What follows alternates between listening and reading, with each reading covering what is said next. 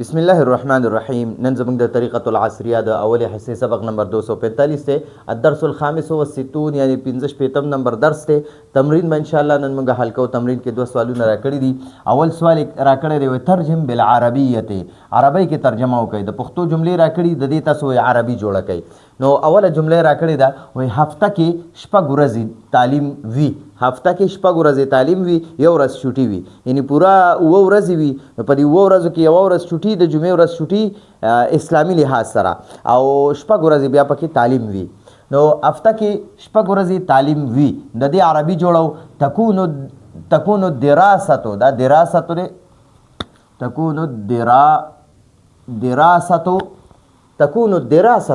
تکونو دراستو تعلیم وی، تکونو دراستو. دا دراستو مؤنث دی، نو د کان یکونو، د یکونو هغه تکونو د جمع مذکر د واحد مؤنث حاضر صيغه مولا راغستې ده. نو تکونو دا د واحد مؤنث حاضر صيغه د فعل مضارع. تکونو دراستو تعلیم وی فی الاسبوع، هفته کې 6 ایام شپږ ورځې. تکونو دراستو تعلیم وی فی الاسبوع، هفته کې 6 ایام شپږ ورځې. اوس بله د پښتو جمله راکړې د دې به عربي جوړو. وایي عربي مدرسو کې د جمعې په ورځ چھوټي وي. عربي مدرسو کې یعنی دینی مدرسو کې د جمعې په ورځ چھوټي وي. تکون العطلتو، دا عطله مؤنث دی، نو ځکه مورله دا تکونو د مؤنث صیغه راواغسته، واحد مؤنث غایب صیغه ده د فعل مضارع.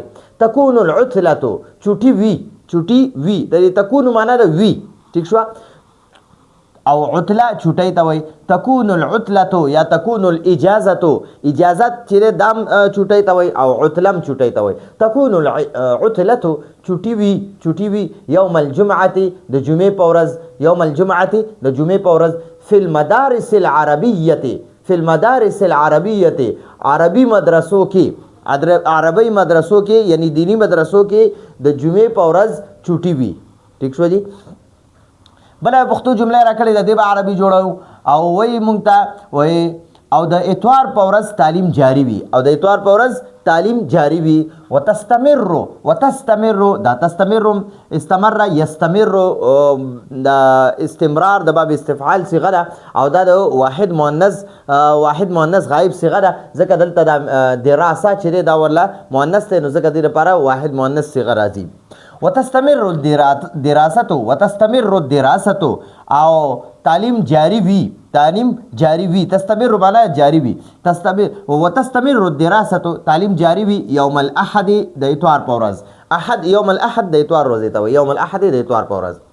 نن ډیره سخته ګرمي ده، الیوم یوم ورځ ته وایي، خو دې ورځ باندې چې ته کله الف لام داخل کې کنه، دا الف لام ګورئ د دې یوم معنا ده ورځ، یومن معنا ده ورځ، یومن معنا سره ورځ، نو هر ورځ کې دی شي. او کته نن ورځ کنه، د په نن ورځ باندې، نو د دې یومن په ورځ د دې په شروع کې الف لام لګاوه. الیوم یا الیوم نن ورځ، نو د دې یومن معنا ده ورځ، او الیوم معنا ده نن ورځ. نن آج اردو کې وایي آج، ٹھیک شو. نو نن ډیره سخته ګرمي ده. الیوم نن. حر شدید، حر ګرمۍ ته وایي، شدید معنا ډیره سخته. الیوم حر شدید، نن ډیره سخته ګرمي ده. په اسمان ورځې راخوري دي، په اسمان ورځې راخوري دي. السحاب ورځ ته وایي. منبعث راخوري دي. یا داسې ووایه غاشیة علی السماء، یا السحاب علی السماء، دا درې قسمه ویلی شي. د دې معنی ده په اسمان ورځې راخورې شوې. اوس بله جمله راکړې د پښتو، د دې نه به عربي جوړوي. امید دی چې باران وشي. نو لعل المطر، لعل معنا ده امید دی چې شاید المطر باران، ینزلو معنا ده وریږي، یعنې راوریږي. امید دی چې باران راوریږي. نو که ته ینزلو وی او که یمطر وی، دواړه یو شان معنا ده. لعل المطر امید دی چې باران، ینزلو راوریږي، یا یمطر راوریږي. بله جمله د پښتو راکړې وې، د دې تاسو عربي جوړه کړئ. وایي زما ورور به د زیارت په ورځ زما ورور به د زیارت په ورځ کراچۍ ته رسي، روان دی د زیارت په ورځ به رسي. نو اخي زما ورور یسلو معنا د رسي، یسلو رسي الی کراچۍ ته یوم الخمیس د زیارت په ورځ. بله جمله راکړې وایي زه به د ګل په ورځ یعنی د پیر په ورځ لاهور ته ځم. اذهب معنا د زه ځم الی لاهور ته یوم الاثنین د پیر په ورځ یعنی د ګل په ورځ. د جمعې په ورځ د ډاکخانې نه خط نه راځي. لا تأتي رسائل البریدیه، دا رسائل البریدیه معنا ده د ډاکخانې خط، ٹھیک شو، د ډاکخانې رساله. لا تأتي نه راځي رسائل البریدیه د ډاکخانې رساله یوم الجمعه د جمعې په ورځ. بیا وایي د حاجیانو جهاز به د چهارشنبې په ورځ رارسي یعنی د بت په ورځ به رارسي. نو یسلو معنا ده رارسي، یسلو معنا ده رارسي. طائرة الحجاج طائره په عربی کې جهاز ته وایي، د حاجیانو جهاز. حجاج د حاجی جمع ده. نو طائرة الحجاج د حاجیانو جهاز یوم الاربعاء د چهارشنبې په ورځ یعنی د بت په ورځ. نو یسل طائرة الحجاج یوم الاربعاء د حاجیانو جهاز د چهارشنبې په ورځ رارسي. نو دا خو زمونږ سره اولنې سوال حل شو. دویم سوال راکړی دی، دلته یې موږ له پښتو جملې راکړې وي عربي ته جوړه کوي، اوس یې د عربي جملې راکړې وي پښتو ته جوړه کوي. ترجم دا د امر صيغه ده، ته ترجمه وکړه بالبشتونیه پښتو ژبه کې، ته پښتو ژبه کې ترجمه وکړه یعنی عربی جملې دي ته د دې په پښتو کې ترجمه وکړه.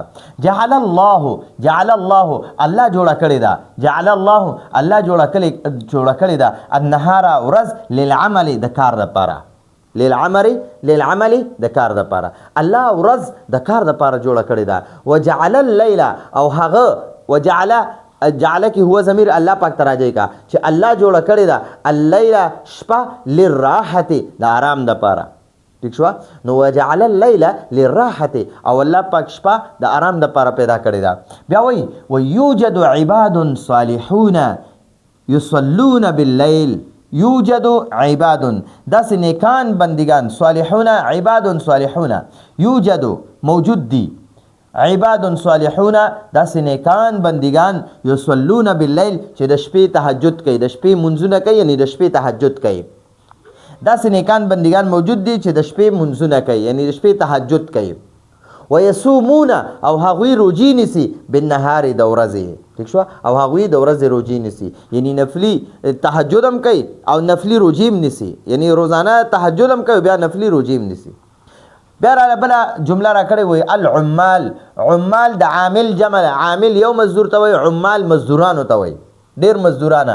یشتغلون مشغوله وي، العمال یشتغلون مزدوران مشغوله دي، باللیل د شپې والنهار او د ورځې، وبالصيف او د ګرمۍ موسم کې، والشتاء او د یخنۍ موسم کې، وبالحر او په ګرمۍ کې، وبالبرد او په یخنۍ کې. د ګرمۍ موسم کې حر وي او د یخنۍ موسم کې برد وي، ٹھیک شو. نو مزدوران د شپې او د ورځې د ګرمۍ موسم کې او په یخنۍ موسم کې، په ګرمۍ کې او په یخنۍ کې لګي مزدوري کوي. قطار ریلګاډي ته وایي، یجري معنا ده چلیږي، القطار یجري